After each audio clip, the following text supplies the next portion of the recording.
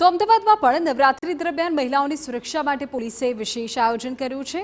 Ahmedabad crime બ્રાન્ચના તાબા હેઠળ મહિલા પોલીસની ટીમની તૈનાતી કરવામાં આવશે।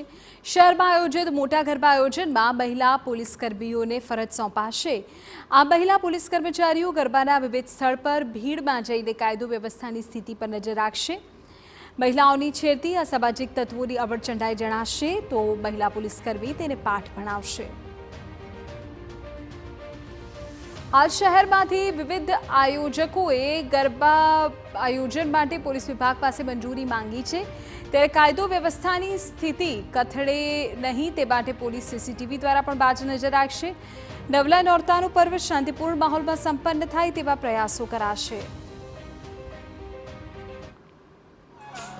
અમદાવાદ શહેર ક્રાઇમ બ્રાન્ચ દ્વારા મહિલા પોલીસની અલગ અલગ ટીમ્સ ડિપ્લોય કરવામાં આવશે, જેમાં મહિલા પોલીસ સ્ટેશન પૂર્વ અને મહિલા પોલીસ સ્ટેશન પશ્ચિમની ટીમ તેમજ IUCAW એમની પણ ટીમ્સ ક્રાઇમ બ્રાન્ચની અંદર ક્રાઇમ બ્રાન્ચ દ્વારા કાર્યવાહી કરવામાં આવશે।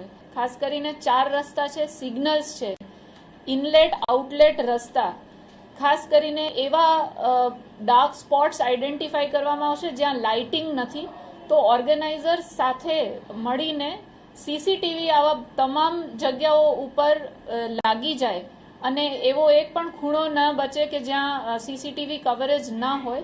આ એક મહત્વનું કામ સૌપ્રથમ કરવામાં આવશે।